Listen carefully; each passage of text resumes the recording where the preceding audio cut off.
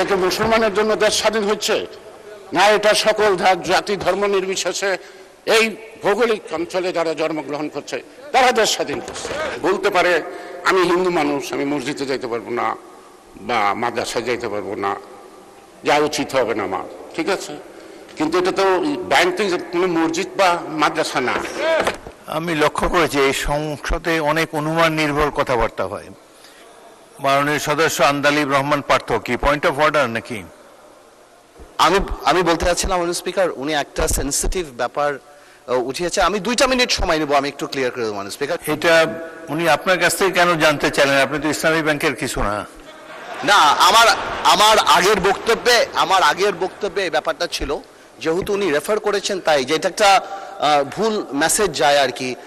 বাবু গয়েশ্বরচন্দ্র রায়, আপনাকে রেফার করার কোনো কিছুই না। আপনি ইসলামী ব্যাংকের কোনো কর্মকর্তা না, ইসলামী ব্যাংক সম্বন্ধে কোনো ধারণা নাই। এই ব্যাপারে ইসলামী ব্যাংকের গভর্নিং বডির কেউ যদি এখানে থাকে, উনি দাঁড়িয়ে হয়তো বলতে পারতেন, যার এই ব্যাংক পরিচালনা সম্পর্কে যার অভিজ্ঞতা আছে। যে আমাদের হিন্দু সম্প্রদায়ের একজন হিন্দুর জন্য উনি চাকরি চেয়েছেন, চাকরি দেন নাই। এটা কখন কোন অবস্থায় হয়েছে সেটার বর্ণনা নেই, কিন্তু আমি স্পষ্টভাবে বলতে চাই, ইসলামী ব্যাংক জাতি ধর্ম নির্বিশেষে হিন্দু মুসলিম বৌদ্ধ খ্রিস্টান সমস্ত লোকের সংযোগ লেনদেন এবং চাকরি ওই ব্যাংকে ছিল। আপনারা খোঁজ নিলেই আমরা একটু আগে আমাদের মাননীয় সংসদ সদস্য অভিজ্ঞ কয়েকবার আন্দালিব রহমান পার্থ আজকে অর্থনীতির উপর অনেক সুন্দর বক্তৃতা দিচ্ছে। তার বক্তব্যে ইসলামিক ব্যাংক অর্থাৎ ইসলামিক সিস্টেম যে ব্যাংকগুলির যথেষ্ট তিনি গুরুত্ব আরোপ করেছেন। স্বাধীন বাংলাদেশ ন্যাশনালিস্ট পার্টি, বাংলাদেশ মানে বিএনপি, যার লক্ষ্য উদ্দেশ্য আদর্শ ধর্মীয় মূল্যবোধ, এখানে পার্টিকুলার কোনো ধর্মের কথা বলা হয় না, যত ধর্মের লোক আছে তাদের মূল্যবোধকে আফরোল করা। আমি একটা ইসলামিক ব্যাংক এর ডাইরেক্টর, এখন জামাতে ইসলাম করে, এক হতো না, তাকে একদিন একটা চাকরির জন্য বললাম যে তোমার ব্যাংকে একটা চাকরি দাও। বলে দাদার নামটা পাঠিয়ে দেন। নামটা পাঠিয়ে দিয়ে বলতে, দাদা সরি ও তো হিন্দু, এই চাকরি তো আমি দিতে পারবো না।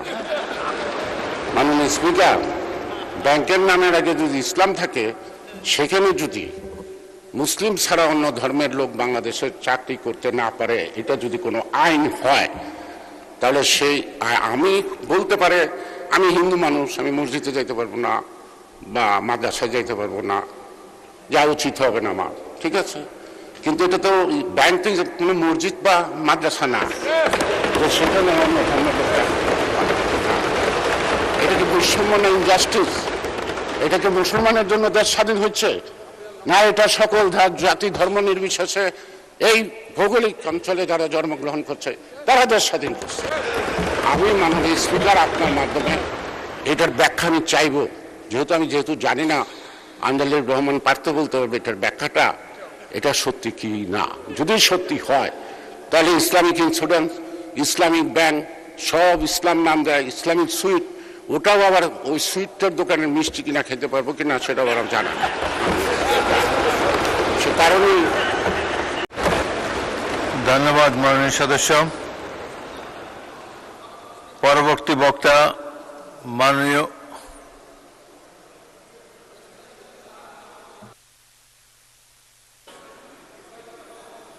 সদস্য আন্দালিব রহমান পার্থ, কি পয়েন্ট অফ অর্ডার নাকি? আমি বলতে চাচ্ছিলাম স্পিকার, উনি একটা সেন্সিটিভ ব্যাপার উঠিয়েছে। আমি 2টা মিনিট সময় নেব, আমি একটু ক্লিয়ার করে দেবো স্পিকার, যেহেতু আমার নাম রেফার করেছেন, এটা সবার জন্য। 2টা মিনিট সময় নেব, যদি আপনি আমাকে একটু পারমিশন দেন। হ্যাঁ, এটা উনি আপনার কাছ থেকে কেন জানতে চাইলেন? আপনি তো ইসলামী ব্যাংকের কিছু না। না, আমার আগের বক্তব্যে এই ব্যাপারটা ছিল, যেহেতু উনি রেফার করেছেন তাই, যে এটা একটা ভুল মেসেজ যায় আর কি, যে ইসলামিক ব্যাংকিং এর ব্যাপারে। 2 মিনিটে বলুন। আমি জাস্ট 2 মিনিট একটু ক্লিয়ার করে দিই। সংসদ, আপনাকে অনেক ধন্যবাদ। না, ইসলামিক ব্যাংকিং পৃথিবীতে এখন নন মুসলিমদের মধ্যেও অনেক বেশি পপুলার হয়ে যাচ্ছে। এটা এটা আপনারা জানেন, আমরা সবাই জানি। তো সুতরাং এরকম কোনো এমবার্গো আমাদের নেই, কিন্তু কোনো ইসলামিক ব্যাংকের বোর্ড যদি ওরকম ধরে তাদের নিজস্ব পলিসি করে সেটা সম্পর্কে আমার আইডিয়া নেই। বাট আমার ধারণা যে কেউ চাকরি করতে পারে ইসলামী ব্যাংকে, তবে যেহেতু ইসলামী ব্যাংকের কথা ইসলামের একটা অংশ এবং রিবাকে হারাম করা হয়েছে কোরআনে, আই এম শিওর যারা বোর্ডে বসবে তারা ইসলামিক ভ্যালুটা আপহোল্ড করবে, এবং আমার ধারণা ওখানে মনে হয় না কোনো নন মুসলিমের স্থান ওখানে থাকবে, আমার ধারণা যেটা।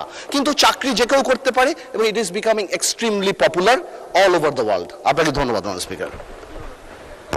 আমি লক্ষ্য করেছি এই সংসদে অনেক অনুমান নির্ভর কথাবার্তা হয়। বাবু গয়েশ্বরচন্দ্র রায়, আপনাকে রেফার করার কোনো কিছুই না, আপনি ইসলামী ব্যাংকের কোনো কর্মকর্তা না, ইসলামী ব্যাংক সম্বন্ধে কোনো ধারণা নাই। এই ব্যাপারে ইসলামী ব্যাংকের গভর্নিং বডির কেউ যদি এখানে থাকে উনি দাঁড়িয়ে হয়তো বলতে পারতেন, যার এই ব্যাংক পরিচালনা সম্পর্কে যার অভিজ্ঞতা আছে। আর যে বিষয়টা অত্যন্ত সেন্সিটিভ, এটা কমিউনাল ইস্যু এখানে রেজ করা হয়েছে। মাননীয় সদস্য শাহজাহান চৌধুরী, কিসের উপরে বলবেন আপনি? মাননীয় স্পিকার, আপনাকে অসংখ্য ধন্যবাদ। আমাদের সম্মানিত মাননীয় সংসদ সদস্য সিনিয়র লিডার গয়েশ্বরচন্দ্র রায়, ওনার সাথে আমার ব্যক্তিগত অত্যন্ত গভীর এবং মধুর সম্পর্ক। উনি আমার এলাকাতেও নির্বাচনী এলাকায় বেশ কয়েকবার গিয়েছেন এবং আমার সাথে উনি যখন 1991 সালে পয়েন্টে আসেন মাননীয় সদস্য। মাননীয় স্পিকার, আমার কথা হলো উনি একটা রেফারেন্স দিয়েছেন যে আমাদের হিন্দু সম্প্রদায়ের একজন হিন্দুর জন্য উনি চাকরি চেয়েছেন, চাকরি দেন নাই। এটা কখন কোন অবস্থায় হয়েছে সেটার বর্ণনা নেই, কিন্তু আমি স্পষ্টভাবে বলতে চাই ইসলামী ব্যাংক জাতি ধর্ম নির্বিশেষে হিন্দু মুসলিম বৌদ্ধ খ্রিস্টান সমস্ত লোকের সংযোগ লেনদেন এবং চাকরি ওই ব্যাংকে ছিল। আপনারা খোঁজ নিলেই আমার সম্মানিত গয়েশ্বরচন্দ্র রায় বাবু, আমার নিজ এলাকা তো অনেক হিন্দু ইসলামী ব্যাংকে চাকরি করেছে। মাননীয় স্পিকার, এটাই আমার সংশোধনী। ধন্যবাদ মাননীয় স্পিকার।